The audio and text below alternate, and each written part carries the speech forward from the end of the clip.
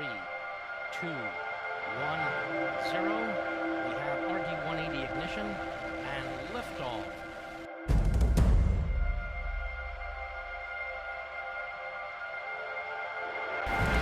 On Sunday, May 17, 2020, Space Force, in partnership with United Launch Alliance, launched the Atlas V rocket into space with a special message for first responders reading, "In memory of COVID-19 victims and tributes to all the first responders and frontline workers, America strong."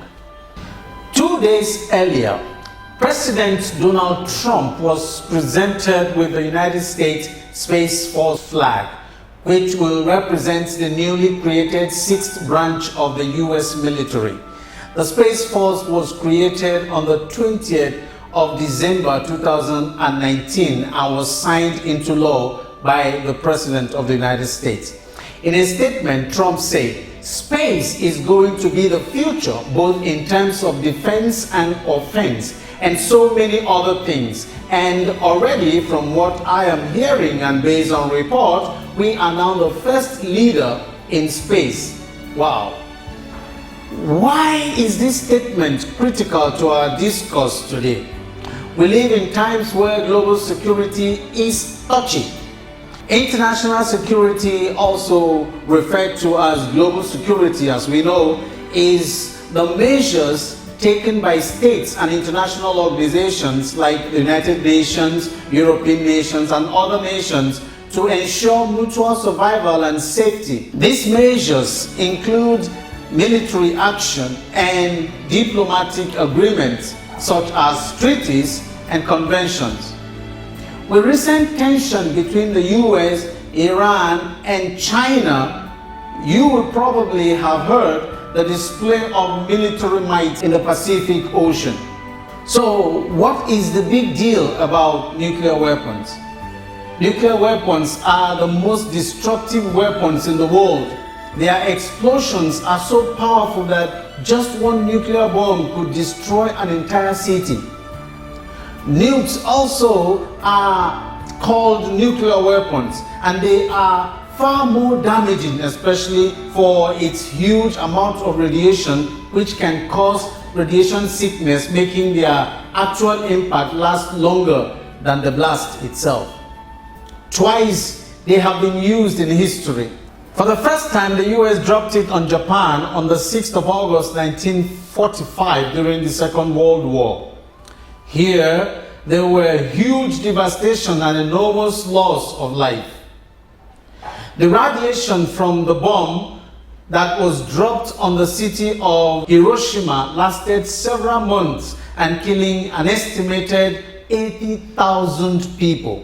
And the bomb that was dropped also on Nagasaki killed more than 70,000 people. 9 countries currently have nuclear weapons: the US, the UK, Russia, France, China, India, Pakistan, Israel, and North Korea. But only 5 of these countries are called nuclear states, which includes the US, Russia, UK, France, and China. These only are allowed to have weapons because they built and have tested their nuclear explosive devices before the treaty came into effect on January 1, 1967. It was necessary to have a treaty on the non-proliferation of nuclear weapons, NPT, an agreement which aimed to prevent the spread of nuclear weapons and promote disarmament. This is done to keep the world safe and to keep us all at peace. Matthew chapter 24 verse 6, the Bible says, "You will hear of wars and threats of wars, but don't panic. These things must take place." In 1 Thessalonians chapter 5 verse 3, while people are saying peace and safety, destruction will come on them suddenly. Wow, the world is programmed on a time bomb ticking towards explosion. As our forces move into space, Something extraordinary is about to come down from space, and we have to be prepared for it. In the first chapter of the book of Acts, we find the ascent of Christ from the earth into heaven 40 days after his resurrection.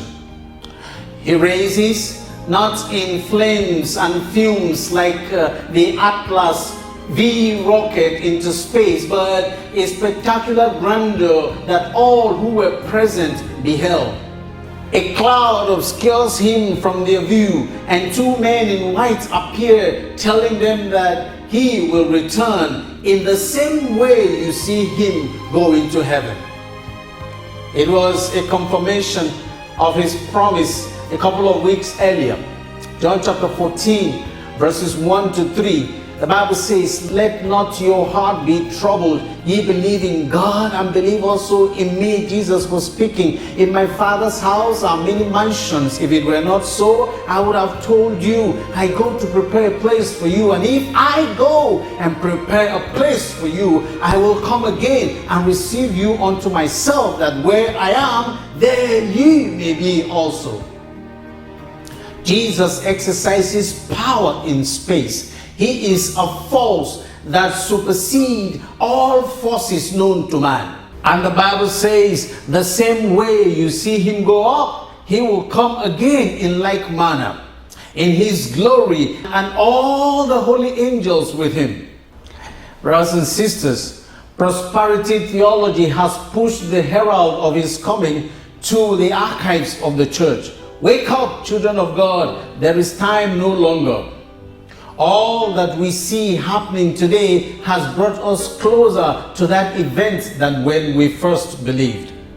The second coming of Christ is the blessed hope of the church, the grand climax of the gospel.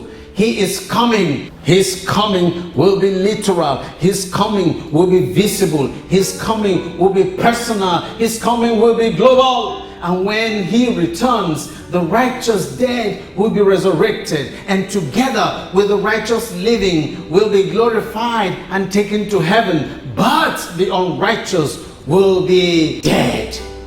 The almost complete fulfillment of most lines of prophecy, together with the present condition of the world, indicates that the coming of Christ is near. The time of that event has not been revealed, and we are therefore exhorted to be ready at all times. Be ready. Jesus is a force to reckon with. Jesus is a force in space that the children of God, sons and daughters, are expecting. And someday the skies will blow out open, and Jesus will descend with his angels. And on that day, all our troubles, our worries, our predicaments, our confusion, our pain, our distress will come to a halt.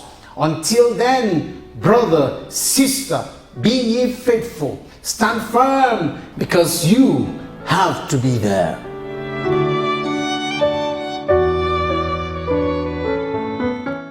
I am so glad you found time to follow us through these 8 weeks. I know it's not been easy, but you made it. This is the last of the series, Finding Hope in a Pandemic. I do hope that we minister to your yearnings in the course of our study together. Over here at Cross Media, we are blessed to have you and are excited about sharing the word with you.